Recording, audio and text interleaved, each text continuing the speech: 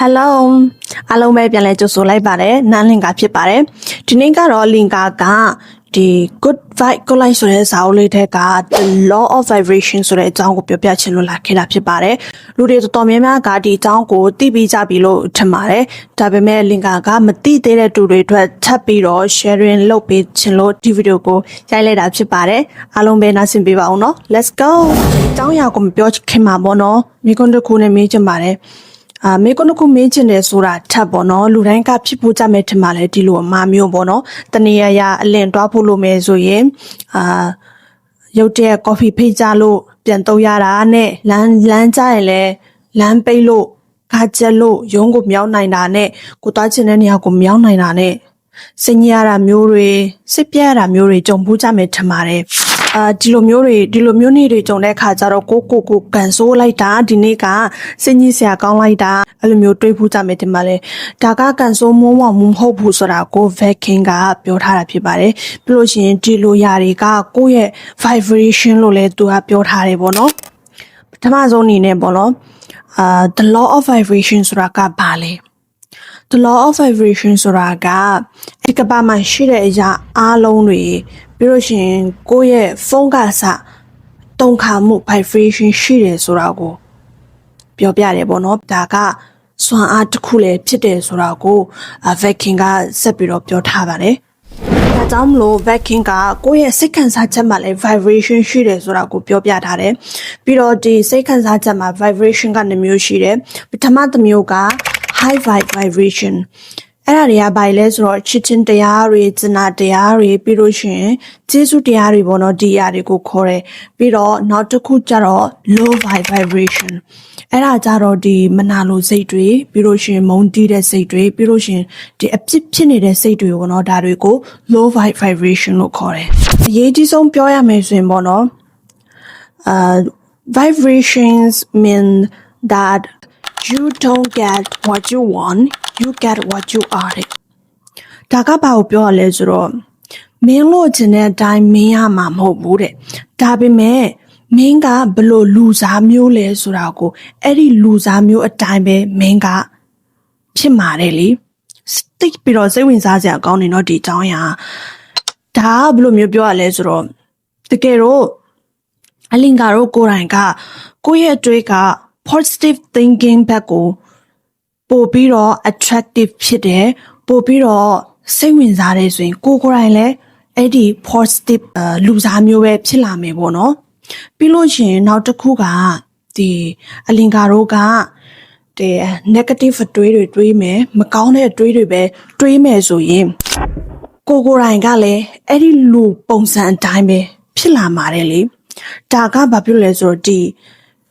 ကိုယ့်ရဲ့စိတ်တုန်ခါမှုပေါ့နော်ပေါ်မှာဘယ်လိုမျိုးကိုက attractive ဖြစ်နေတယ်ဆိုတာကိုမူတည်ပြီးတော့အလင်္ကာတို့ဘယ်လိုလူစားမျိုးဖြစ်လာလဲဆိုတာကိုပြောပြချင်တာပေါ့နော်အလင်္ကာကတော့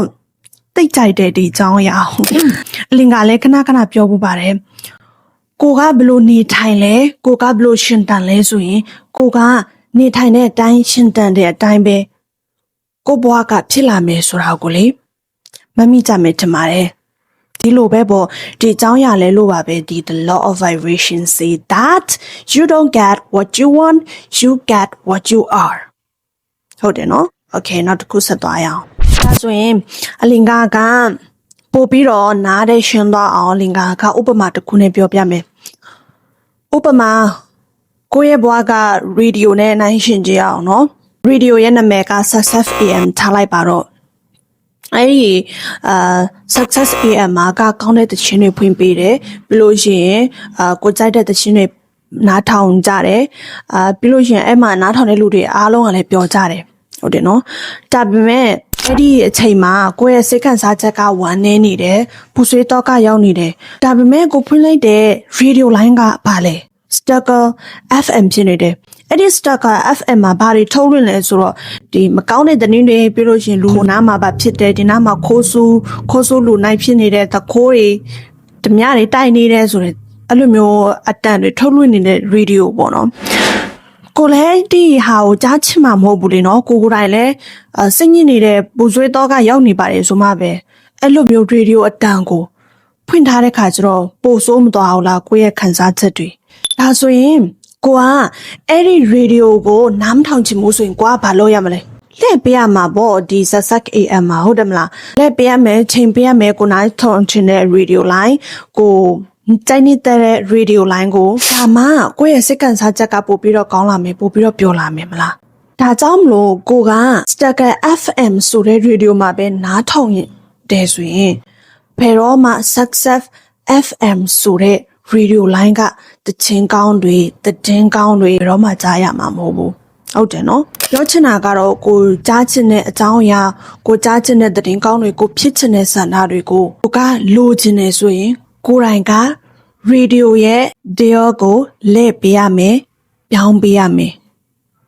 ဒါပါပဲသိပြီးတော့ခက်တာမဟုတ်ဘူးဟုတ်တယ်နော်အလင်ကာတို့ရဲ့လက်တွေ့ဘဝမှာဘယ်လိုမျိုးအတုံးဝင်တယ်လဲဆိုရင်နောက်တစ်ခုပြောမယ်ဆိုရင်အလင်ကာကအခုလောလောဆယ်ကအင်္ဂလိပ်စာလေ့လာနေပဲပေါ့နော်တခါလေကျရင်အင်္ဂလိပ်စာပြောရလဲဘယ်လိုပြောမလဲဆိုတော့ vocabulary မသိရတာနဲ့ pronunciation မကောင်းရတာနဲ့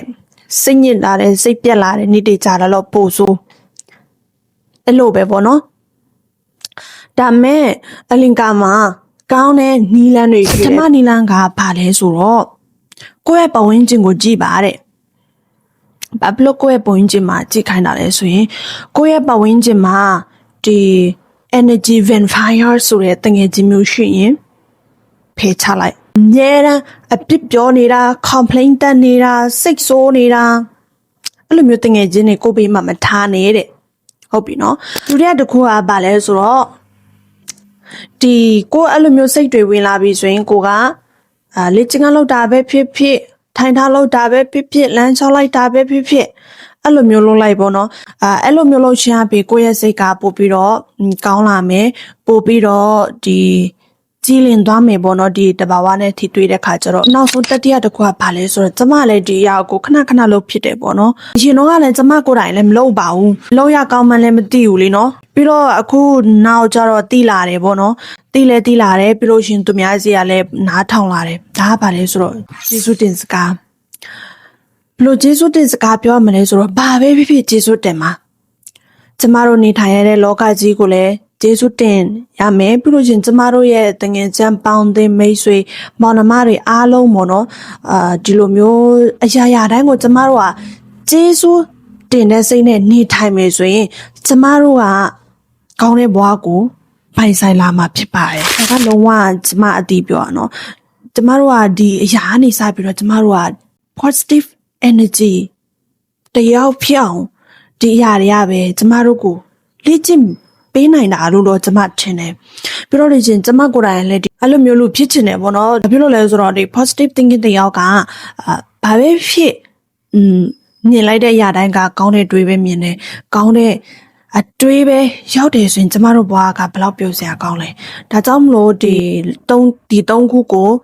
ကျင်းကြီးပါလုံးကြီးပါဆိုပြီးတော့လဲ backing စာရေးဆရာကညွှန်ကြားထားတာဖြစ်ပဲပေါ့နော်ကဲ